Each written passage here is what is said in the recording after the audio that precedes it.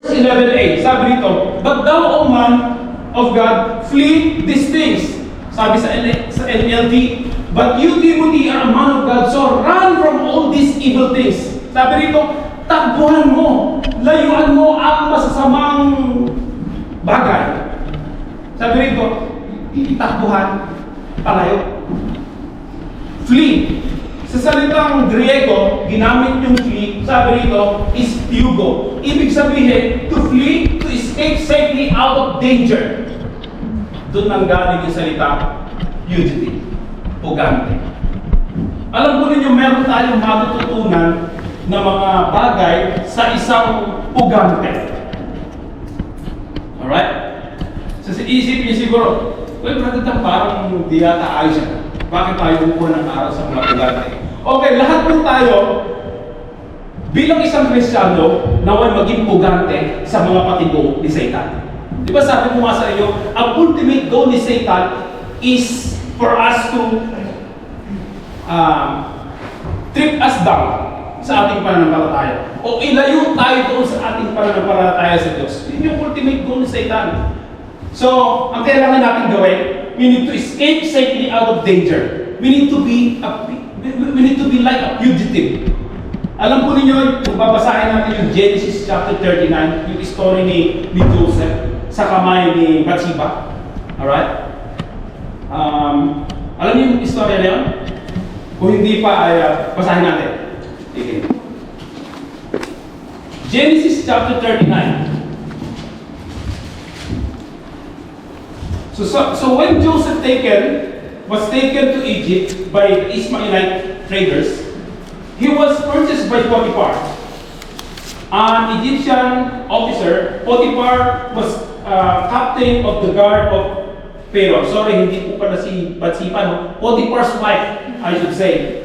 So the king of Egypt, so the Lord was with Joseph, so he succeeded in everything. He did as he served in the home of his Egyptian master.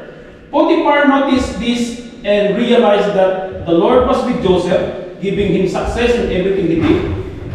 This pleased Potiphar, so he soon made Joseph his personal attendant. So, ginawang personal attendant itong si Joseph.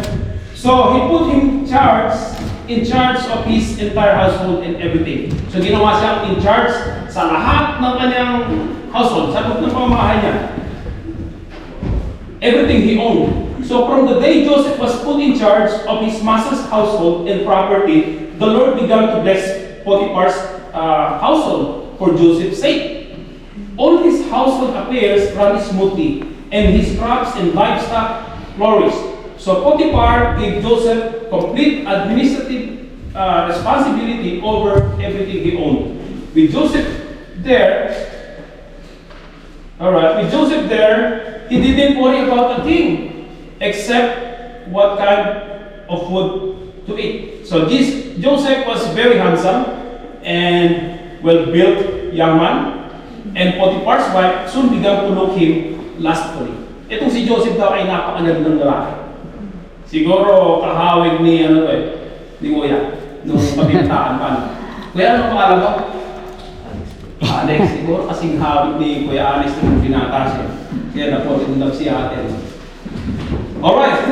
So, come and sleep with me, sabi ni Bathsheba, ni Potiphar's wife. Sabi niya, kasi mo ako, she demanded. So, but Joseph refused. Look, he told her, my master trusts me with everything in his entire household. No one here has more authority than I do. Yun yung sabi ni Joseph. So, to make the long story short, every day, palaging sinasabi ni Potiphar's wife, sipingan mo ako. Pero ano yung ginawa ni Joseph? Yung huling-huling ginawa ni Potiphar's wife. Hinaltak siya. Hanggang sa naiwan nga yung ulot niya. Hanggang sa nabaliktad yung istorya. Kung babasahin natin ito, I just don't want to read all the double chapter kasi it takes too long. So, ang nangyari, naiwan yung kanyang ulot at binaliktad yung pangyayari. Pero ano yung ginawa ni Joseph? Tumakbo siya. He escaped safely out of danger. So, ang ginawa niya, para siyang isang pugante. Nilayuan niya yun. Pero alam mo niyo, kung tutusin, pwede naman sana di ba, Joseph? Kasi sila lang naman limang ang nasa loob ng kanilang tahanan. Pero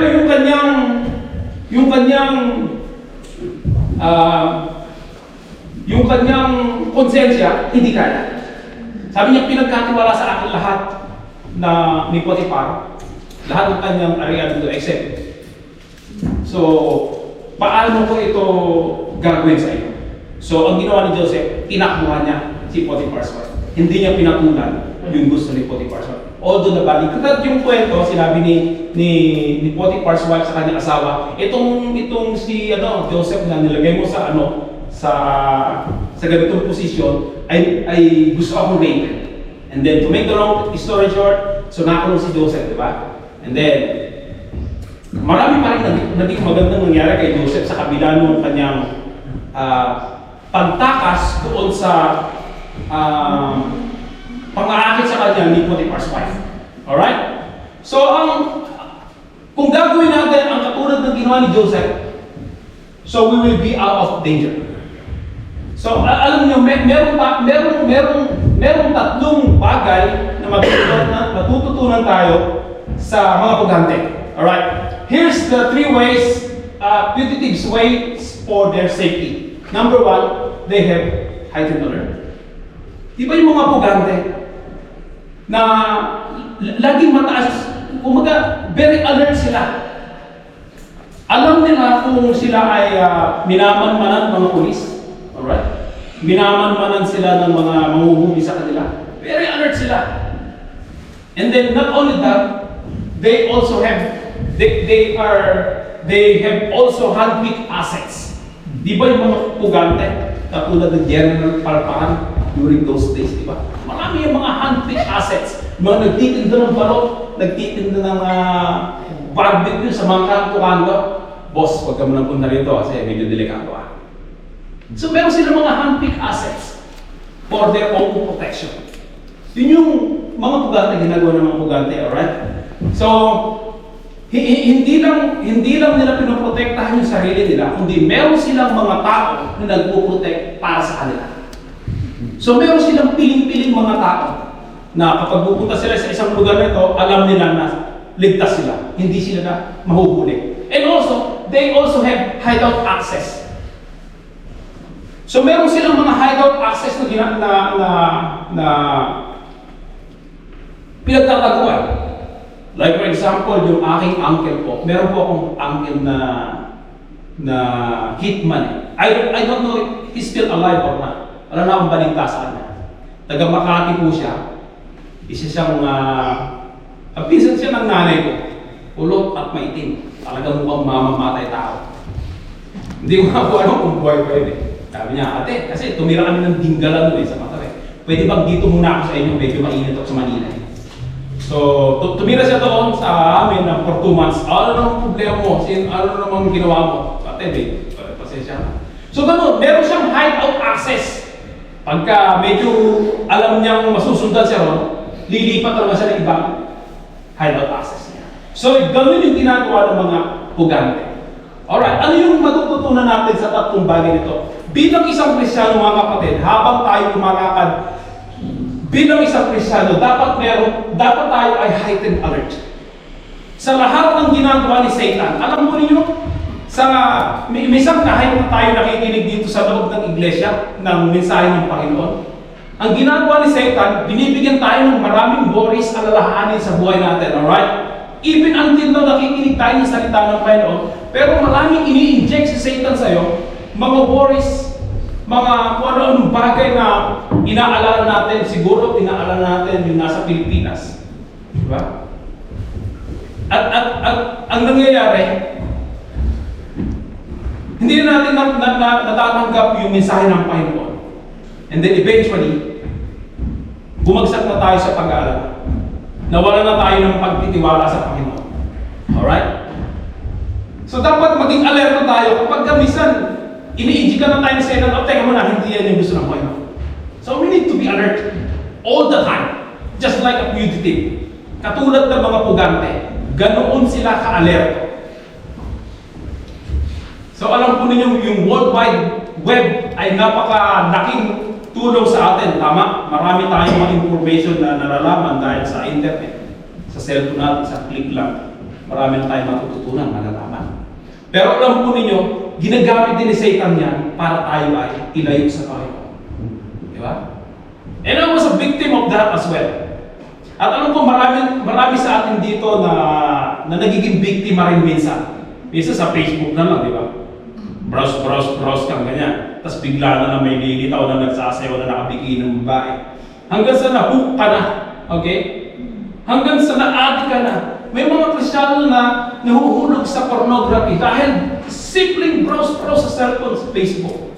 Ibig sabihin parang nasa loob pa minsan ng church, di ba? Hilig ng preaching. Oh. Pero yung ginagawa sa cellphone. So we need to be alert all the time. Teka muna, hindi ito yung gusto ng Panginoon. Sigurado, mapapalayo ako nito sa ginagawa ko nito. So we need to be alert sa lahat ng pagkakataon. Siguro, maraming tumatakbo sa isipan nyo kung paano kayo inilalayo ni Satan sa Panginoon. So we need to be alert. And also, we can learn that meron tayong mga hand-picked assets.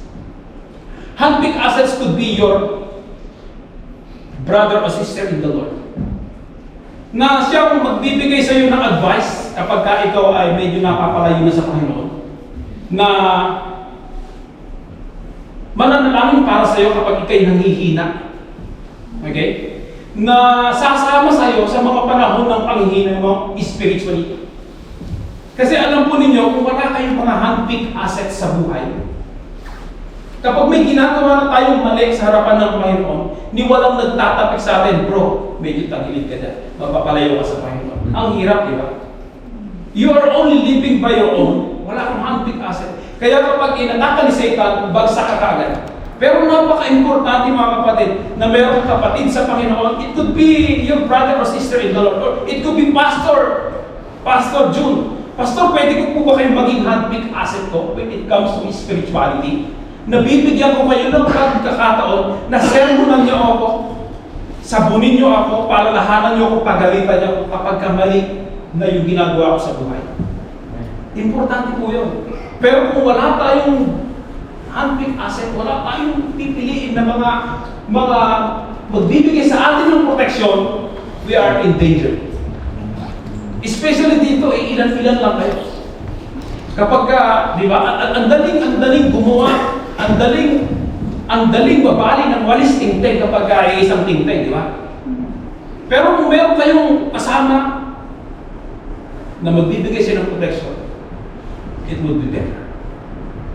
So, pwede yung inyong nanay, sabihin nyo, Nay, pwede po ba kapag nakikita nyo na hindi na ako nagpe-pray, hindi na ako nagbabasa ng Word of God, hindi na ako umatin, pwede pa paklahan mo. Bibigyan kita ng authority na gawin yan para sa akin. And I will take that. So, nasa safe at protected kayo sitwasyon. Pero kung wala yun, ang dali natin bumagsak. And also, hideout access. Ano yung mga hideout access na yan na pwede nating matutunan? Hideout access is simply like this. Itong pagtitipo na ito, this is one of our hideout access. Safe tayo pag nandito. Kasi kung instead na dito kayo pupunta, halimbawa, pumunta kayo na lang halimbawa ng Christchurch. Marami itong mga bar, mga pang-happy-happy. For sure. One day, wala na tayo sa Panginoon. Pero kung pipiliin natin palagi, nandito sa mga ganitong pagtitipon, nagkakaroon tayo ng group Bible study, that is one of hideout access as well. So, importante yung mga kapatid. Kung wala tayo doon, ang dali tayong hapon-hapunin sa Satan at ilayo sa Panginoon. Are you getting the point? Amen. I hope na mas masaya kayo na sa hideout access kayo. Amen. Kaysa naman, andyan kayo, ang dali nating malapak ni Satan. Kasi kung ano yung pinupuntahan natin, danger zone to. Mas madali akong mapahamak dito. Itong mga pupuntahan ko na to, mga araw kong mga tumador to. sigurado pag napunta ako ito, mapapasyat ako hanggang sa ako'y malasing. Di ba? So, maging alert tayo. Magkaroon tayo ng hunting asset. And also, dapat meron tayo ng mga hideout access. Yung mga spiritual hideout access. Alright? Sabi nito, let someone guide you for your protection. It could be your katabi nga. Sabi ko sa iyo, yung pinagtitiwalaan mo na kapag nagbigay siya ng advice, ay sigurado ilalapit ka sa Panginoon. Alright, let's continue on. 11b, verse 11b, sabi niya rito, kanina sabi ni Apostol Pablo kay Timothy, layuan mo, run away from these evil things. Flee from these evil things. Ngayon naman, sabi nito, follow after righteousness, godliness, faith, love, patience, and meekness. Sabi sa New Living Translation, pursue righteousness in a godly life instead, along with faith, love, perseverance, and gentleness. Kanina, may mga bagay tayong dapat takasan, ngayon naman, meron tayong dapat hinahabol sa buhay natin. Okay? Ano yung mga dapat natin hinahabol sa buhay natin? Ang dapat natin hinahabol ay yung righteousness, godliness, faith, love, patience, meekness. Nako, ang hirap. Ang hirap bro habulin yan. Lalo na yung love. Sa yung mga pulabulin. Hirap habulin yan. Iba na lang, hate na lang habulin ko. Patience, ang hirap habulin yan. Matakong pasensya. Sabayin ko na lang to. Pero sabi ni Apostol Pablo kay Timothy, follow after righteousness, godliness, faith, love, patience, and meekness. Alam mo niyo, yung ginamit sa Grego na follow, sabi rito, is joko. Sa salitang Grego, yung follow is joko. Joko is to run swiftly in order to catch a person or a thing to run after. Hot person, predator. That's the meaning of joko. Alam mo ninyo, kapag sinasabi sa Biblia na we need to pursue, we will be like a predator. Alam mo ninyo yung predator? Let's say for example, yung lion, alright, is one of the most dangerous predator. Diba? Itong lion, talagang hindi niya titigilan hanggat hindi niya kukuha yung kanyang gustong lapain. Okay? Malaki man yan, maliit. Diba? Kita niyo yung mga, pag napapalag yung mga tawag doon, ano tawag? Yes, you know what I mean? Okay, di ba? Pag napapalag na, grabing paghabol. Sabi nila, to run swiftly in order to catch a thing. Talagang matinding bakbakan, talagang matinding habulan. Yun yung ibig sabihin na follow after righteousness. Na talagang sinisikap natin na maging matuwid. Sinisikap natin maging godly sa buhay. Di ba kahit na inis na tayo sa katrabaho natin, we need to be patient. Kailangan natin, dahil ito, hot person. Ganon. Alright, one more thing.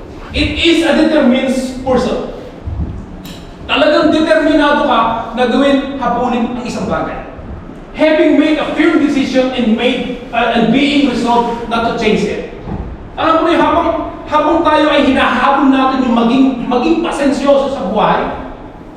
Minsan kasi, sinasabi natin, hirap naman, iba naman na. Kakapagod eh.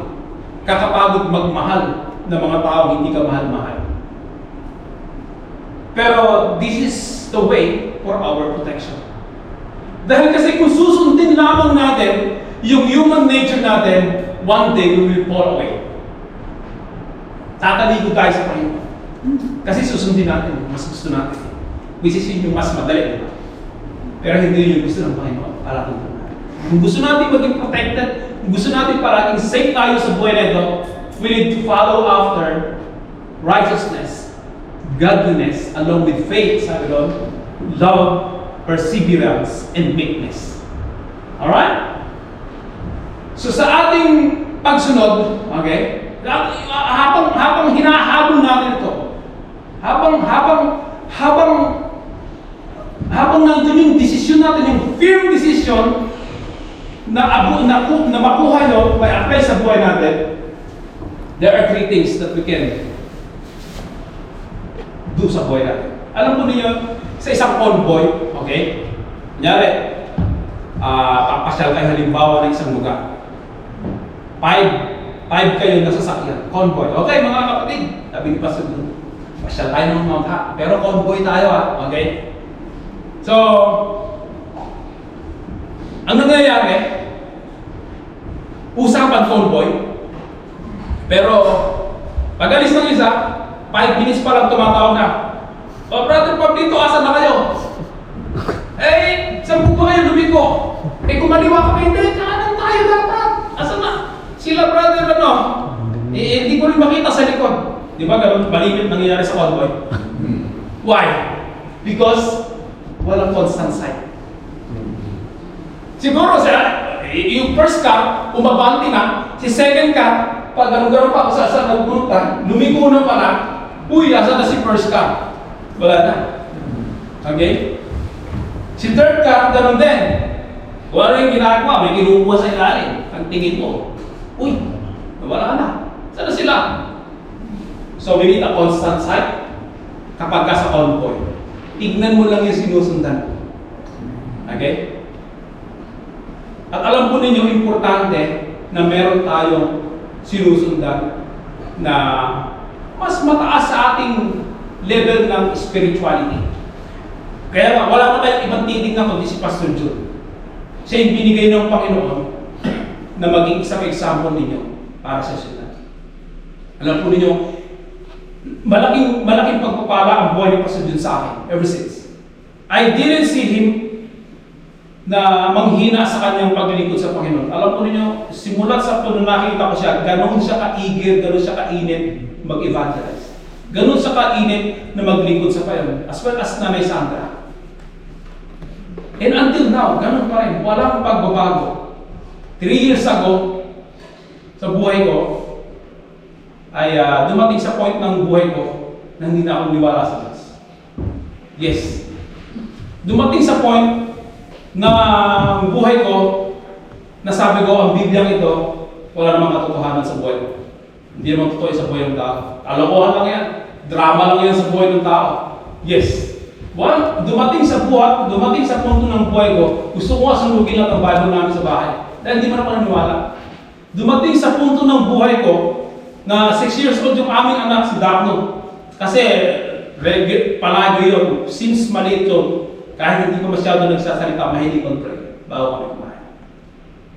Kakain kami dalawa, sabi niya, Dad, let's pray. I don't pray anymore, anak. But why, Dad? I don't believe in God anymore, anak. But I still pray, Dad. Father, thank you for this. Mga kapatid, dumating sa punto ng buhay ko na gano'n na talaga.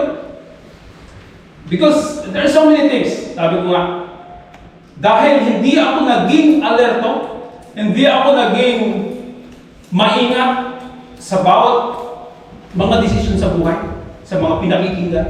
And then I got confused.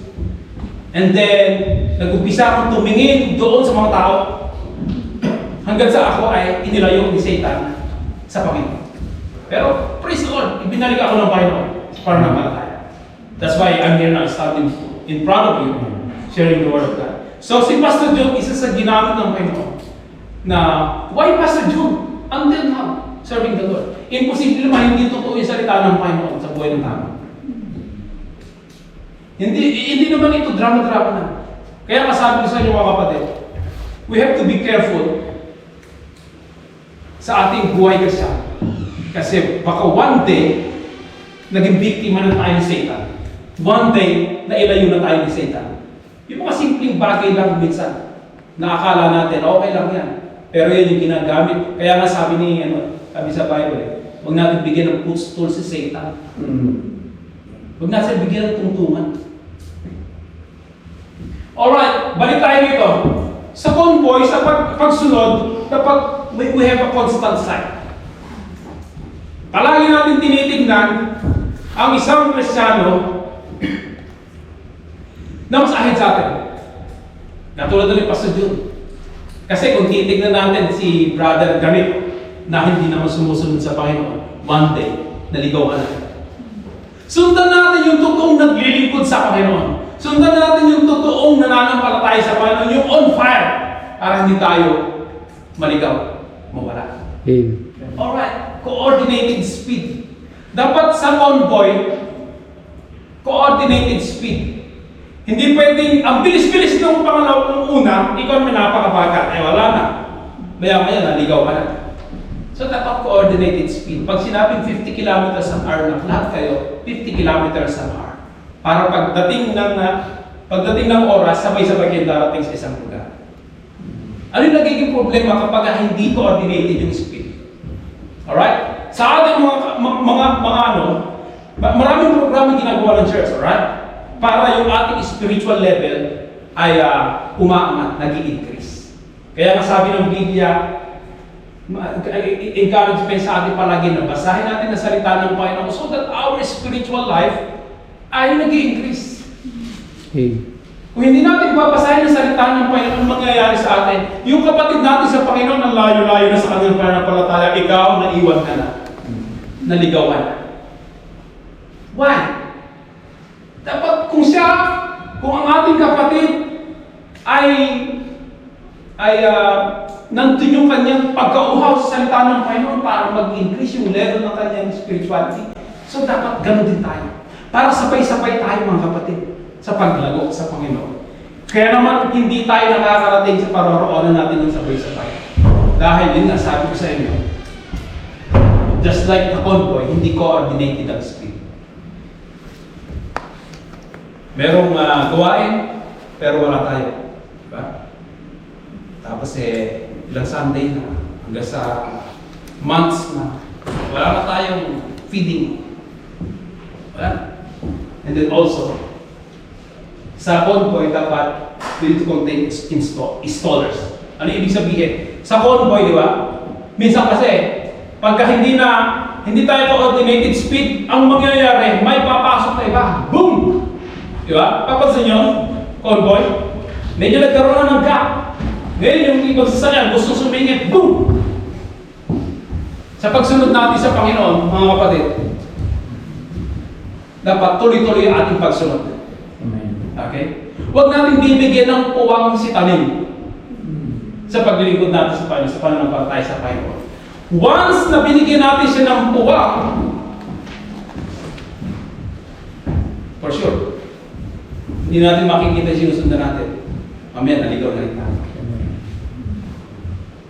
So, mga kapatid, do not give the devil a footstool. Huwag natin bigyan ng pagkakataon na makakasingit doon sa buhay natin. Kasi once na pinasingit natin siya, tuloy-tuloy na sa Satan hanggang sa tayo makalayo na sa Panginoon. So, stay close sa ating mga kapatid sa Panginoon na on fire, okay? And then also stay connected. Kung tayo nanghihina, mga kapatid, huwag natin sabihin, ayaw ko nang matin church. Kasi, parang wala nang sense sa ginagawa natin.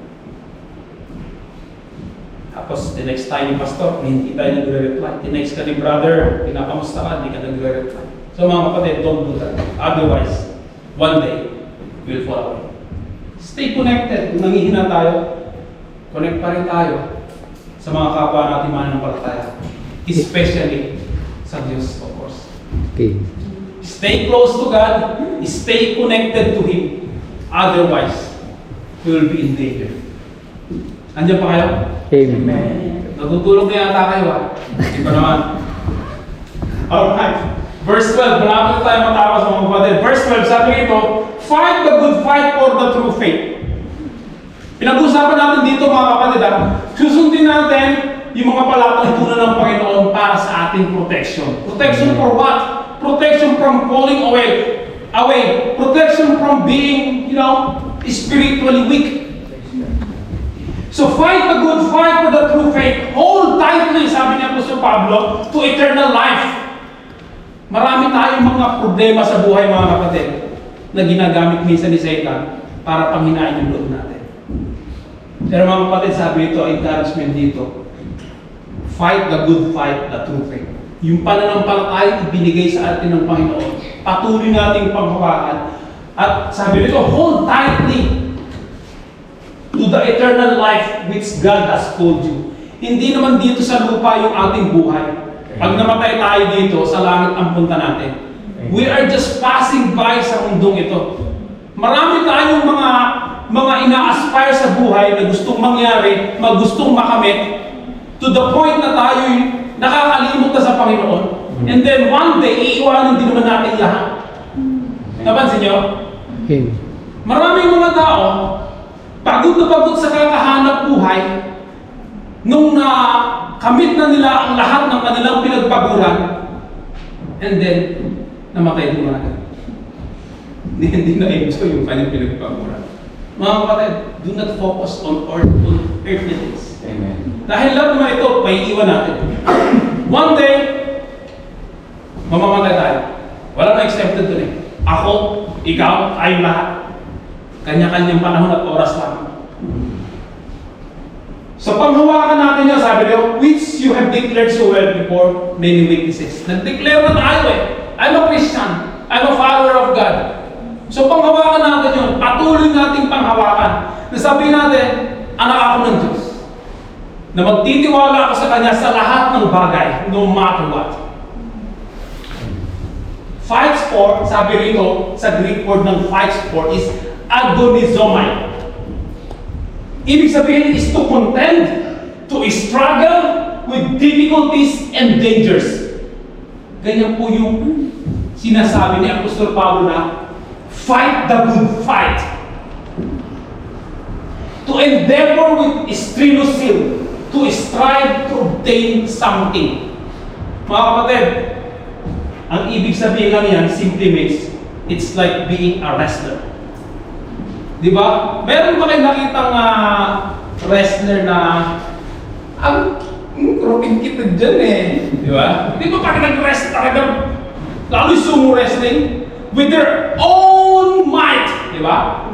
Itutumba niya yung kalaban niya.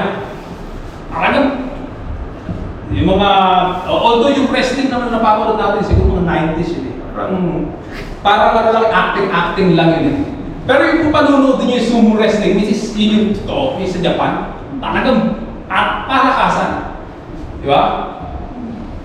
So ganun daw, yung ibig sabihin na fight the good fight.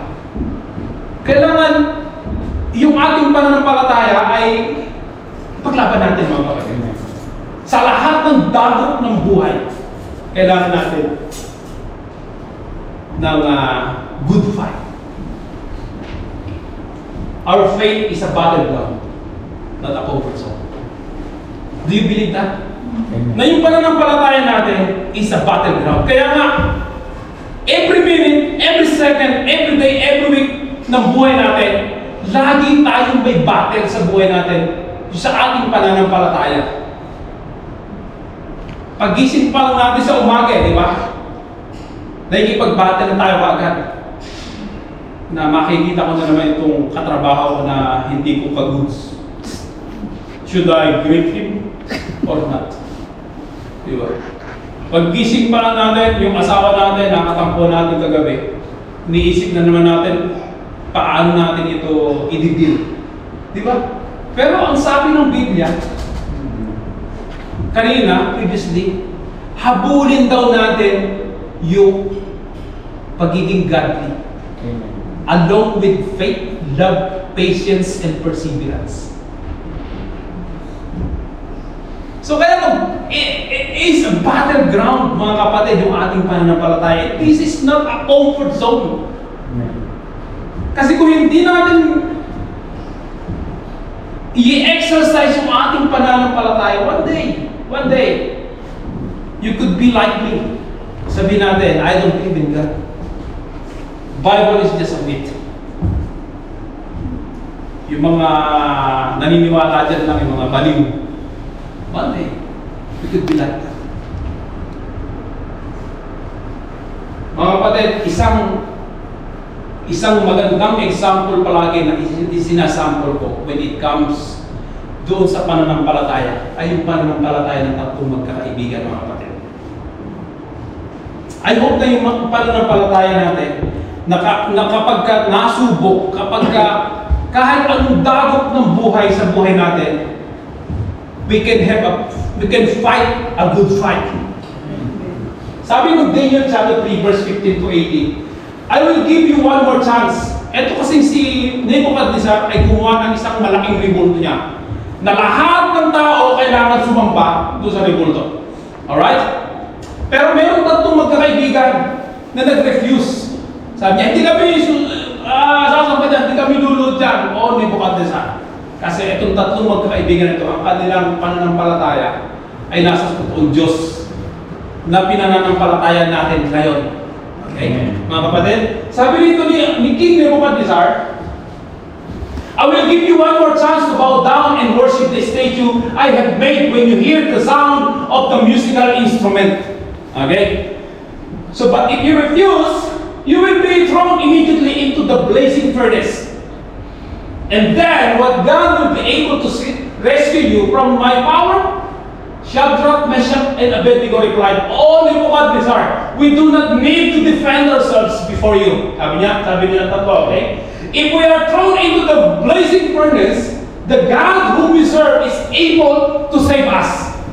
Pwede niyo bang sabihin yan sa halimbawa, sa mga pagsubok natin sa buhay? Na kahit hindi pagalingin ng Diyos yung aking anak, maglilingkod pa rin ako sa Kanya. Na kahit pumanan ako ng trabaho, maglilingkod pa rin ako sa Kanya. Na kahit anong damot sa buhay ko, maglilingkod pa rin ako sa Kanya. Alright?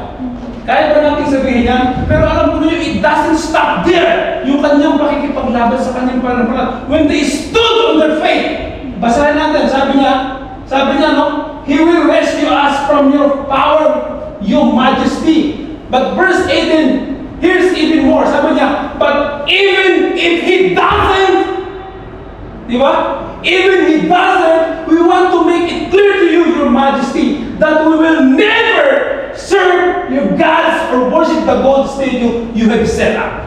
Amen. Kahit hindi kami iligtas, hindi pa rin ako sasamba sa statue yan. Pero maraming mga tao, mga kapatid, maraming mga Kristiyano, including me, na kapag dumating yung dagok sa buhay Kristiyano, kasabi niya, hindi naman totoo yung Diyos. Bakit hindi niya pinagaling yung tatay ko sa sakit? Nananampalataya lang ang maraming mga Kristiyano, including me before, dahil nakikita nila yung resulta, yung sagot sa gusto nilang paraan. Pero pag sinabi ng Panginoon na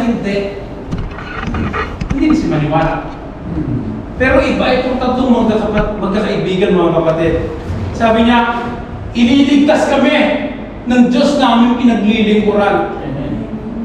Kaya hindi kami sasamba dyan. Pero kahit hindi kami iligtas, hindi pa rin kami sasamba dyan. Pero maraming mga Kristiyano, masabi ko mga kapatid, no, na kapag hindi nasunod yung gusto natin na ipinagpipray natin sa Panginoon, doon nagsisimula tayo tumalikod sa Panginoon. We will start abandoning the promises of God. Sabi natin, hindi naman totoo yung salita ng Panginoon. Pero kung totoo, bakit hindi nangyayari? Mga kapatid, we need to fight the good fight of the true faith. Alam ko, maraming mga dagok sa atin ang buhay na to. Alright? But we need to stand firm para hindi tayo mapalayo sa Panginoon. Dahil habang tayo nananampalataya sa Panginoon, yung level ng ating pananampalataya, yung level din ng persecution, yung pressure, ay lalong tumataas, mga kapatid. Let us always involved in agonizing fights, mga kapatid. Alam niyo kung bakit? Bakit ko sinabi na kailangan natin palagi mag-involve sa agonizing fights na ito? Na yung problema natin sa buhay, kailangan natin harapin. Kailangan natin harapin na meron pala ng palataya na one day, kaya natin i-overcome ito sa tulong ng Panginoon. Dahil, anong mangyayari? Because it enhances physics. Alam mo niyo, kapag palagi na-exercise yung ating pananampalataya, it enhances physics. Example, kapag nag-gym, physically speaking, kapag nag-gym tayo, nagbubuhat tayo ng dumbbell, alright, 2 kg every day.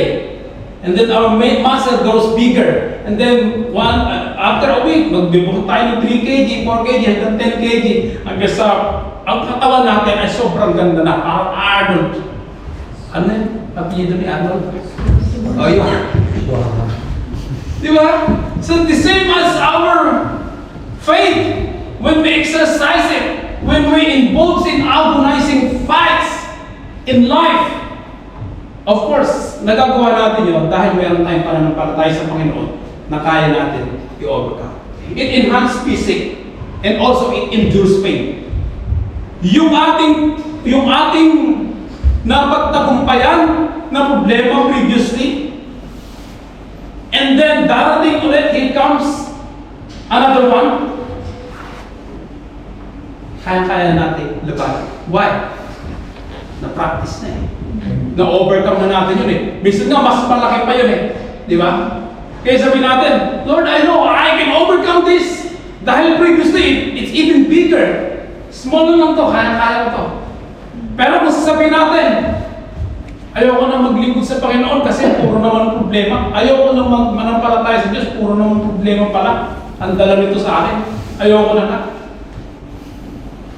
Mga kapatid, if you want to be protected sa ating Christian walk in life, we need to fight the good fight of the truth. And also, not only that, alam naman natin na mayroong premium o mayroong price sa mga tao na ipinaglalaban ng kanilang pananampalataya. Alam po ninyo yung tatlong magkakaibigan na ito, sabi ko nga sa inyo, even death, ipinaglaban nila yung kanilang pananampalataya. Nanindigan sila, tumayo sila sa kanilang pananampalataya, na hindi sila luluhod doon sa golden statue ni Nebuchadnezzar.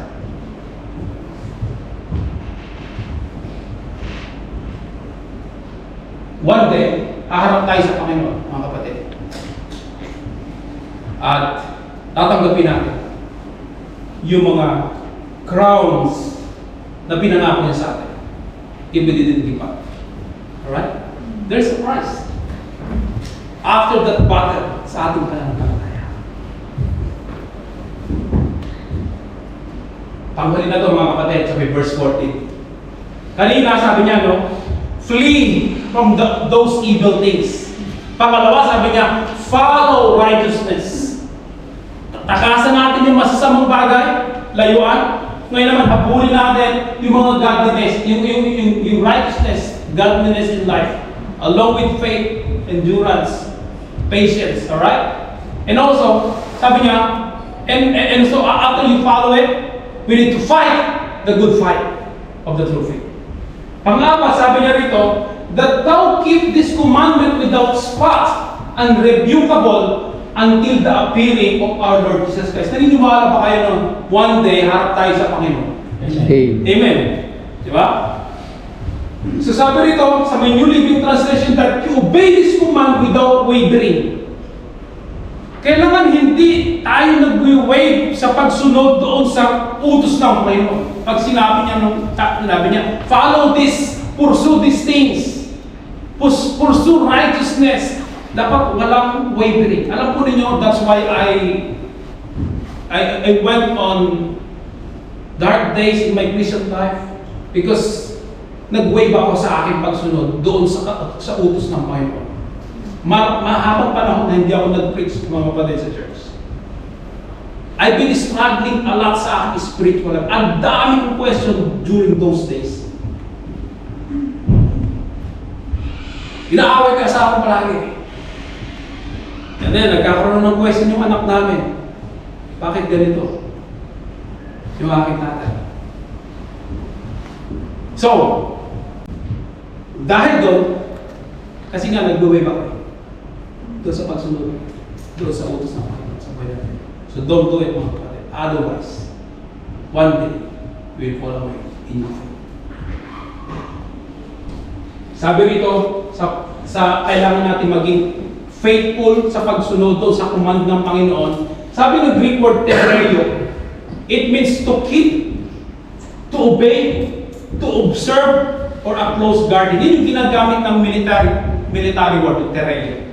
Yung talagang laging alert, laging gising. Hindi tutulog-tulog. Di ba?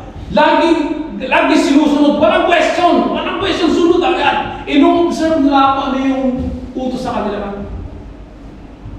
Higher officer. Okay? So, ganyan yung gusto nung mangyari sa atin para pagdating at pagharap natin sa Panginoon, mga kapatid, walang, sabi niya sa may verse, so then no one can find fault with you from now until our Lord Jesus comes again. Nakakalungkot mga kapatid, di ba? Marami tayong naririnig ng mga hindi mananampalataya. Ganyan ba yung Kristiyano? Ganyan ba yung mga nagsisimba? Sa sama na ugali yung Panginoon. Why? Because maraming mga tao kasi nga, we didn't pursue righteousness. We didn't pursue patience. Nakakapagod yan, ang hirap kabuli yan, ang hirap ipamuhay yan. Dito na lang ako magiging patient na lang ako. Kaya nagkakaroon ng question na maraming mga unbeliever. Ganyan ba yung mga nagsisimba? Ganyan ba yung mga Kristyano? So mga kapatid, para maiwasan natin yung mga ganun, marinig yung mga ganun salita sa ating mga nakakasalamuhan tao, we need to be faithful sa commandment ng Panginoon. Sabi nito, a close guarding. Okay? So, para pagdating ng panahon, harap natin sa Panginoon, sabihin niya, well done, you're good and faithful servant. So, we can, yung ating personal impact ay maganda sa mata ng tao. Alright? Si Pastor Pablito sa trabaho namin, ibang klase yan. Yun yung kanyang impact sa kanyang mga katrabaho. Hindi yung, ako si Pablito, babaero yan, grabe yan. Puklo ka ng babaero yan. Di ba? Kasi nga, hindi naman sinusunod yung palatuntunan ng salita ng Panginoon, yung mga commandment ng Panginoon sa buhay halimbawa ni Pastor Pablito o sa buhay halimbawa ko. Di ba? So hindi yun yung maririnig natin, kundi magagandang patotoo ang ating marinig. And also, yung ating perpetual influence na kahit na umalis na tayo matagal sa isang lugar, alaala pa rin nila yung magandang patotoo natin, yung ating influence sa kanilang buhay. Mga kapatid, kahit na namatay na di ba? Pero yung iningatan mo yung iyong pananampalataya, naging faithful ka in your Christian walk, yung influence mo bilang isang Kristiyano nananatiling intact at maganda sa paningin ng mga tao. And also yung ating pristine integrity. Napaka-importante mga kapatid. We need to be faithful doon sa ating pagsunod sa commandment ng Panginoon. Lastly mga kapatid, and I charge you before God, sabi ni Apostol Pablo kay Timothy, who gives life to all, and before Christ Jesus, who gave a good testimony before Pontius Pilate. Alam ko niyo si Jesus Christ, di ba? Nung siya ipapako sa cross, iniharap sa kay Pontius Pilato, ano sabi sa kanya? Wala akong nakita kasalanan sa tao. Ganun yung kanyang testimony sa mga tao. So yun din yung gustong mangyari sa atin ng Panginoon. As we walk in this chaos world, as we walk in this tulok na sistema ng mundo, so kailangan natin maging matapat na sinusunod yung utos ng Panginoon. Sabi niya, that you obey this command without wavering, then no one can find fault with you from now until our Lord Jesus Christ return. Comes again. Okay? Napakasarap po mga kapatid na isipin na haharap tayo sa Panginoon. Nasasabihin sa atin ng Panginoon, well done, thou good and faithful. Welcome to the paradise. I hope mga kapatid na napagpala tayo, napagpala tayo ng salita ng Panginoon. Na kung meron sa atin dito ngayon mga kapatid, nagkakaroon ng agam-agam na totoo ba yung salita ng Biblia? Totoo ba yung Word of God? Mga kapatid, sasabihin ko sa inyo, wala nang ibang totoo kundi ang Biblia lang. Dahil kung di totoo ang Biblia, siguro baka wala ako dito ngayon sa harapan. I've been struggling, sabi ko nga sa inyo, more than 2 years nag-struggle ako. Even my church, the Jesus, they didn't know what I'm going through during those days. Nasabi nila, bro, kaya naman mag-preach. Maybe sa kanila. Wala akong sinasabihan, kasi nga wala akong handpicked asset. Wala akong nasishare ng aking pinagdadaanan. Kaya na importante mga kapatid. Pero ang pinagdadaanan, naguguluhan, share it to your brother or sister. Especially kay Pastor. Makakatulong sa from falling off. God bless mga kapatid. Let us pray. Panginoon, maraming salamat sa iyong salita. Maraming salamat, Panginoon, sa buhay ni Apostol Pablo na ginamit mo sa buhay para bigyan ng instruction si Timothy. And thank you, Lord, sa mga bagay na natutunan namin sa iyong salita. Amen. Lord, tulungan mo kami na layuan yung mga bagay na dapat naming layuan. We need to flee from evil things and pursue righteousness, godliness, along with faith, love, and perseverance, patience, and meekness sa buhay namin. Nawa yun yung aming habul-habulin sa buhay na ito at ipamuhay sa magulong sanglibutan ito. At tulungan niyo po kami, Panginoon, na yung aming pananampalataya, Panginoon, ay patuloy naming ayuan.